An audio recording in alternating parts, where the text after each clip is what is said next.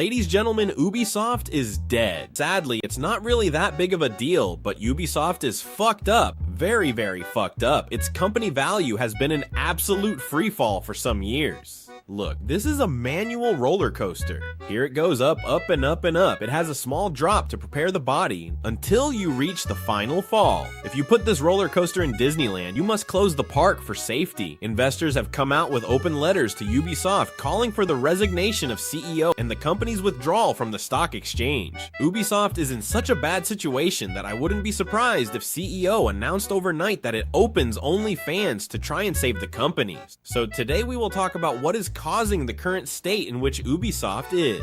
But before we start, I'm going to answer a question that many of you may have been asking for a while. Patty, why do you hate Ubisoft so much? Is it because of his shitty policies, his anti-consumer practices? It's because the game lost is over. All these would be more than valid reasons to hate this company, but I'm gonna tell you another. In 2020, I was starting another YouTube channel. I had a few videos, barely 15,000 subscribers, and then they took out a video, and eventually they provoked my channel banned. In this video, I talked about the scandal that there was inside Ubisoft about cases of harassment and sexual abuse within the company, and how all this happened not only with the approval of the managers, but they hid them and turned a deaf ear to all the complaints received. This video did not have many visits, which was also good. It exceeded the 120,000 visits, but this was more than enough for someone in Ubisoft to deduce that Ubisoft Spain did not like it. They complained and sent me the video for inappropriate content. And hold on, stalking Ubisoft. In a video where I talked about cases of harassment, abuses in their company, and many more dark things, Common just cut my dick. If someone from Ubisoft is watching this video, please be aware that it's not personal. Well, a little bit. Well, you see, in 2020, many cases of harassment and abuse within Ubisoft began to come to light. And when I say many, I mean hundreds of them. Within Ubisoft, there have been cases of harassment and sexual assault that have been happening for years, and not just in one office. No, but in many Ubisoft delegations around the world. And you might wonder how it is possible that there are hundreds of cases within a company for years and no one knows. And how can this be the case in different delegations, even in countries that are not identical?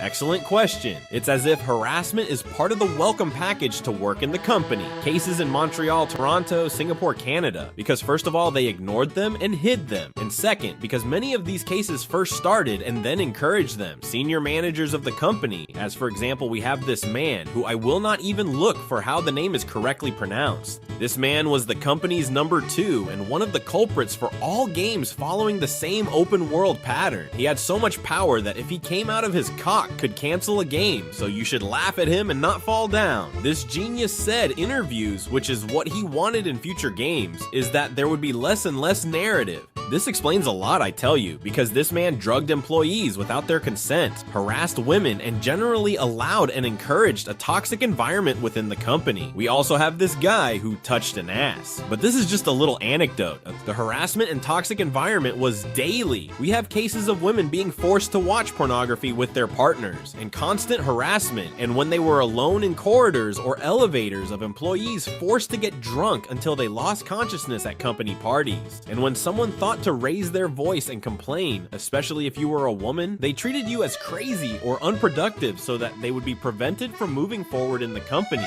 or even put you on the street. There was a kind of fraternity, in fact it is called so, culture of the fraternity, in which you either joined, laughed, and thanked to these people and participated actively, or were out. In the end, what was achieved is that this type of behavior was normalized and spread, thus becoming a practice that was common in many delegations within Ubisoft. All this in a company which claimed to be one of the most diverse companies in the industry. Yeah, sure. For years, there were hundreds and hundreds of complaints to the company's human resources team, but oh, surprise, they were totally ignored. So we're not just dealing with a company where managers and employees have been abused, but I want you to listen carefully and keep this in your heads. We are facing a company that hid and allowed these abuses, but don't worry, nothing happens. Ubisoft said, chill out, bro. We're going to do an internal investigation. And in that internal investigation they did after this whole scandal happened, it was concluded that Ubisoft handled the reports of misconduct properly. Ubisoft declares that Ubisoft did everything Ubisoft had to do, so 10 points for Gryffindor.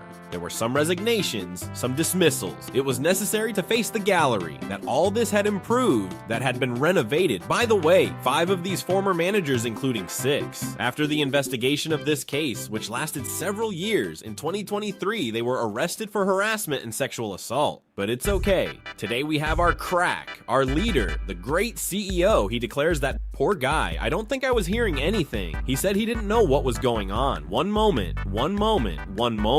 He's telling me that after hundreds and hundreds of complaints to human resources and delegations around the world about what happened at your company after great managers of your trust were involved, including number 2 of the company, prohibit their workers from talking to journalists about internal complaints. And now I ask you have heard all this. Perhaps some of them sound familiar, but the truth is that Ubisoft has done an excellent job to get it covered up, because we are not talking about something that happened 10 years ago, but something that just last year arrested 5 former managers for this same case. And have they improved the things? Has they changed for the better after all this scandal? Excellent question, Jimmy. After a year, nothing had changed. But unfortunately, this has not been the cause of the fall of Ubisoft. It has been just one small nail more of the whole list of things that have caused its current state. Let's start with my favorite anti-consumer practices.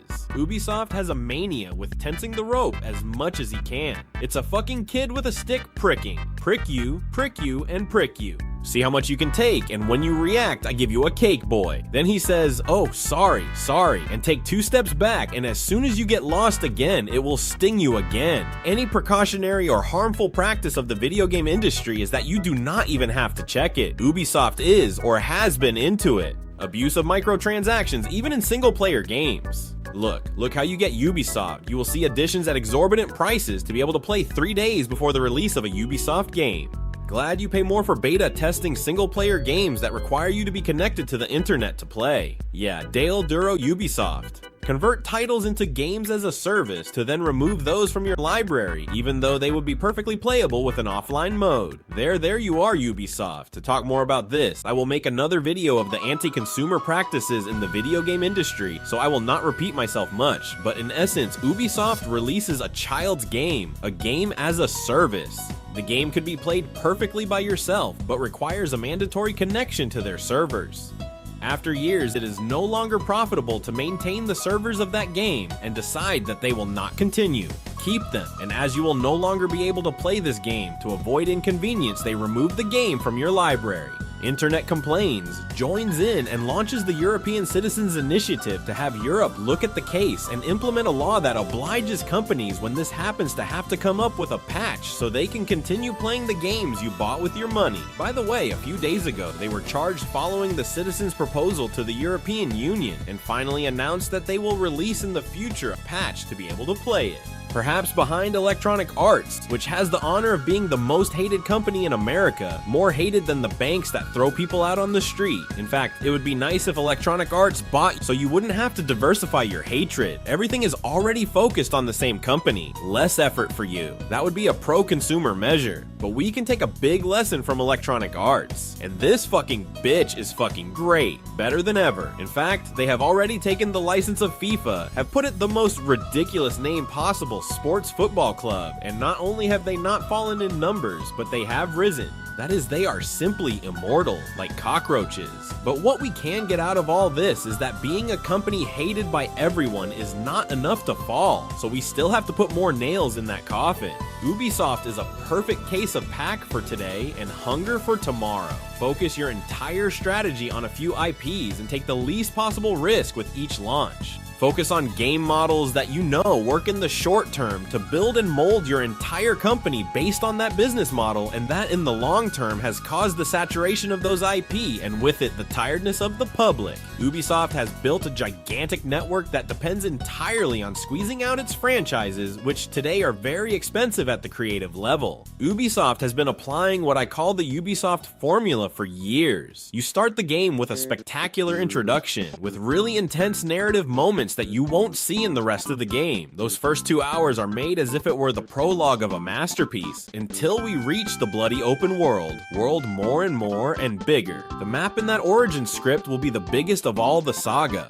which Leo says will be 3 times bigger than the one in Origins, or expect that the newer one will be even bigger. At this rate, the latest game will be bigger than Planet Earth. It's as if they try to make up for the lack of creativity in their sagas by giving you more once you get into the open world to do repetitive missions, because there is neither time nor resources to do something really unique in every corner of the map. No miracles can be done either, so you'll spend 50, 60 hours on average doing the same thing, unlocking parts of the map to face a boss who is as up to his dick as you are from farming. This formula has been in use for over 10 years. In fact, this was a satirical review of Ubisoft games that was made more than 10 years ago. And the worst thing is that today it continues to be applied, because the problem here is that going for the safe isn't easier than innovating, which it is, but it's also more productive. Ubisoft has opted to make games very similar, sharing more and more systems independently of the saga, so that we can feed back developments and speed up releases. They could make games more artisanal, as they have in fact shown that they can do in many of the early days of their games.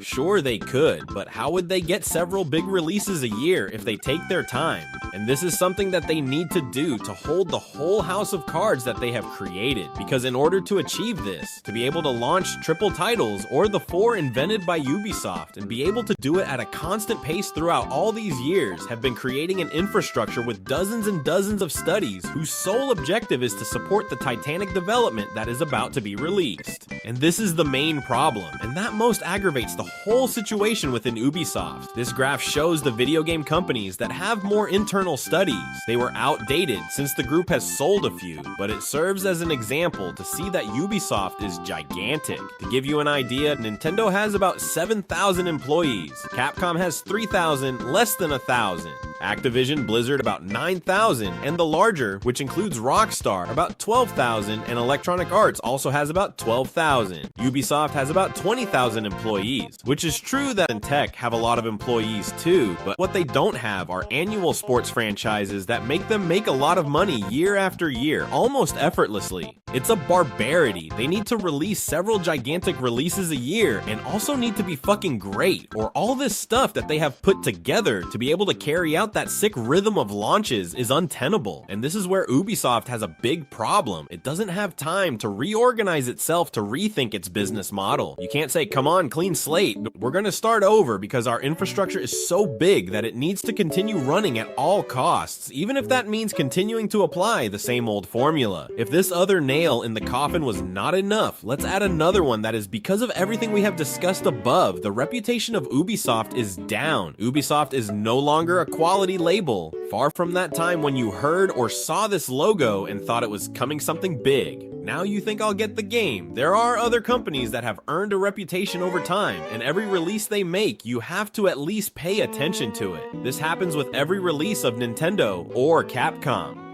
On the other hand, this has been for years that it is not so long ago that they released an Avatar game that had a colossal budget, and many people have not even heard that the game has come out. By the way, it's a corner of FR and Smurfs. The latest Star Wars game has also not met expectations, even when they try to do something different like Immortal Phoenix or Mario Rabbids. Sales don't follow, and that when we talk about potential and deadly franchises, it's a good game, but who paid attention to it? Who is capable of taking a risk with Ubisoft today? That if they go to the safe with their releases constantly, it is logical that their customers do the same with their games. Do not go to the safe, and you do not have to go very far. Take like example the newest Prince of Persia, which is one of the best games that has released Ubisoft in recent years. And you may wonder, why now? Why is it wrong now, Ubisoft, when it has been applying this same formula for more than 10 years, because they have been chained to almost 4 years that do not meet the financial objectives of the company. They have been chained for several years. Already in 2022, the CEO decided to give up euro 300,000 of his salary to appease investors a little by poor results of the company. But since then, we have had releases like Avatar, the VR, which Ubisoft will no longer invest more in it, Persia, who have had very normal sales, and the most recent release, Star Wars, which has not met expectations, have canceled projects both announced and unannounced, games with development times out of all logic, with both announced in 2017 foreseen and released this year, or this game announced in 2008, and that today has the record of being the game without officially cancel, with the longest development in history.